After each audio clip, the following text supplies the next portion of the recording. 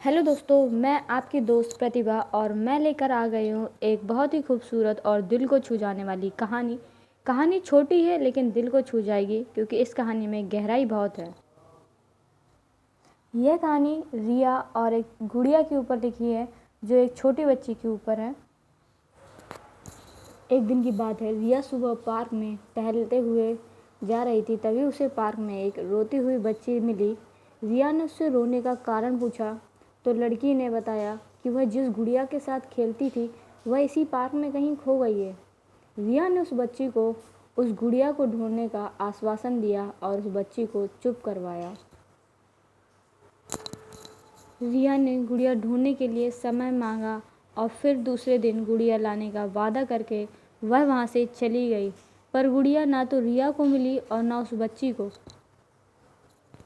रिया ने गुड़िया की तरफ से एक काल्पनिक पत्र उस बच्ची के लिए लिखा और जब वह बच्ची पार्क में गुड़िया पाने की आशा में आई तो रिया ने वह पत्र उस बच्ची को सुनाया और उस पत्र में इस प्रकार लिखा था, कृपया रोना मत, मैं समय समय पर उस गुड़िया के बारे में तुम्हें पत्र लिखती रहूँगी, बस तुम रोना मत।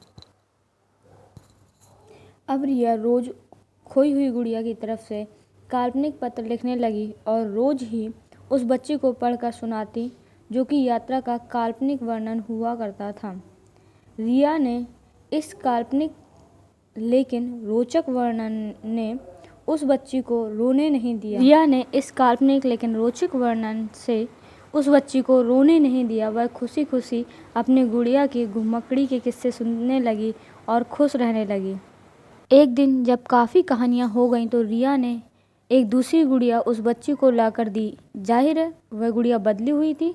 उस बच्ची को अपनी पुरानी खोई हुई गुड़िया जैसी नहीं लगी तो वह रिया को देखने लगी और रिया अनजान बनते हुए गुड़िया में चिपकी हुई एक चिट को निकाल कर पढ़ने लगी। उसमें लिखा था, मैं ही हूँ तुम्हारी वाली गुड़िया जो पार्क में खो गई थी। दुनिया भर की लंबी यात्रा करने की वजह से मैं थोड़ी बदल गई हूँ। बच्ची को उस गुड़िया और रिया पर विश्वास हो गया। वह गुड़िया लेकर घर चली गई। वर्षों बाद वह बच्ची बड़ी हो गई तो एक दिन अपनी अलमारी से कुछ ढूंढ रही थी तो उसका ध्यान अचानक से उस गुड़िया पर गया जो रिया ने उसको दी थी। बचपन की बातें याद करके वह हंसने लगी। उसे अब समझ आ चुका था कि रिया ने कैसे उसका मन रखा। उसे उस गुड़िया पर फिर प्यार आने लगा। वह उसे बड़े गौर से देखने लगी। तभी उसकी नज़र गुड़िया की फ्रॉक की आस्तीन में छुपी एक छोटे से पत्र पे गई। उसने बड़ी व्याकुलता से उस पत्र को निकाला और पढ़ने लगी। पत्र में संक्षेप में यह लिखा था कि हर वह चीज़ जिसे तुम प्यार करती हो वह कभी ना कभी तुमसे खो जाएगी और जो तुम्हारे पास होगी वह तुम्हारे लिए सच्चे रूप से बनी होगी। रूप भले ही छिन्न होगा पर प्यार एकदम खालिस होगा।